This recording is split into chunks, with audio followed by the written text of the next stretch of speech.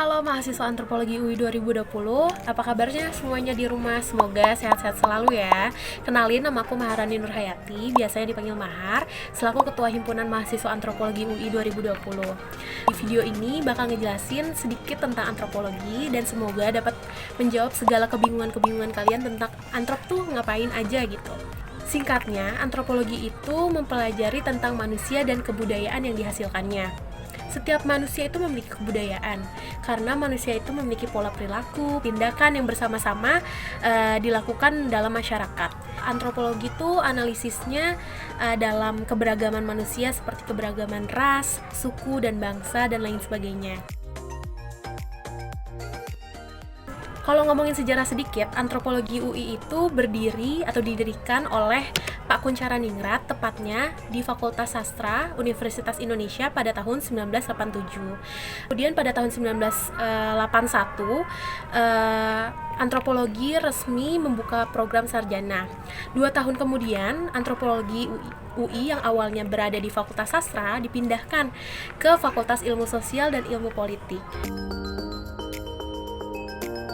Percabangan ilmu antropologi itu ada 4. Pertama, antropologi budaya. Kedua, antropologi linguistik. Ketiga, arkeologi. Dan keempat, antropologi fisik. Mungkin kalian bertanya-tanya, apa sih uniknya atau spesialnya dari mempelajari antropologi itu? Ada 2 poin yang aku angkat di sini. Pertama, yakni metode penelitiannya yang terkenal banget. Antropologi itu pasti melakukan metode penelitian etnografi. Etnografi itu memiliki ciri-ciri pertama, yakni observasi partisipasi atau peneliti tersebut terjun langsung ke subjek penelitiannya atau terlibat langsung di masyarakat yang ia teliti. Kemudian yang kedua, wawancara mendalam terhadap subjek penelitiannya. Dan ketiga, penelitian tersebut dapat memakan waktu yang cukup lama. Hasil dari etnografi itu sendiri dapat berupa karya tulisan maupun visualnya juga bisa. Yang kedua, yakni holistik. Holistik itu artinya menyeluruh. Jadi analisis antropologi itu nggak cuma di satu aspek masyarakat aja gitu. Jadi tidaklah mengkaji satu aspek saja dari manusia tersebut, namun aspek tersebut saling berkaitan. Maka dari itu antropologi meneliti hal-hal tersebut secara menyeluruh. Antropologi itu di universitas-universitas lain juga banyak, namun ada perbedaan, di mana kalau di UI sendiri kan antropologi sosial, kalau di UGM ada namanya antropologi budaya. Perbedaannya itu cukup signifikan. Antropologi sosial itu lebih mengedepankan fungsi dan institusi sosial yang mempengaruhi sebuah kelompok ataupun individu. Kalau antropologi budaya itu lebih mengacu pada budaya atau kelompok yang homogen sebagai fokus analisisnya.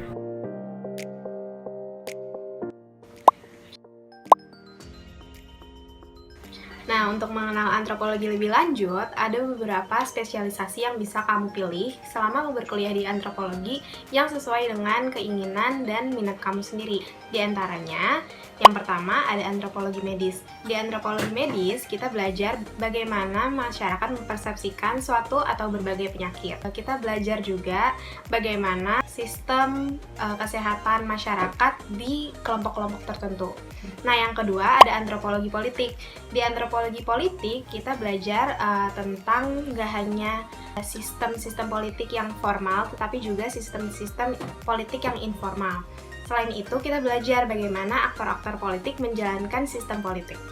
Nah, yang ketiga, ada juga gender dan seksualitas. Di gender dan seksualitas, kita belajar bagaimana masyarakat mengkonstruksi berbagai hal yang berkaitan dengan gender.